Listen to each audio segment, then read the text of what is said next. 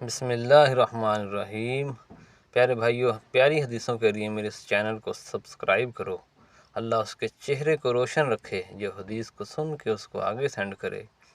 حدیث مبارک، رسول اللہ صلی اللہ علیہ وآلہ وسلم نے فرمایا، مجھے حکم دیا گیا ہے کہ میں لوگوں سے جنگ یعنی جہاد کروں، یہاں تک کہ وہ لا الہ الا اللہ یعنی اللہ کے سوا کوئی معبود نہیں، وہ اکیلا ہے، کا اقرار کر لیں۔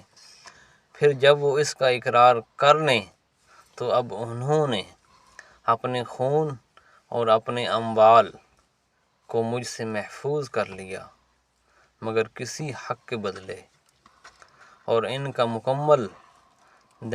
دین مکمل ہو گیا۔ اب تو اللہ تعالیٰ پر ہے وہ انہیں بخشے یا ان کو ہدایت دے یا نہ دے۔ اس باب میں جابر بن سعید نے اس حدیث کو حسن قرار دیا ہے۔ سبحان اللہ و بحمدہ، سبحان اللہ العظیم۔ سنن ترمذی حدیث نمبر 2606۔ اللہ اس کے چہرے کو روشن رکھے، تر و تازہ رکھے، جو حدیث کو سن کے اس کو آگے بھیجے۔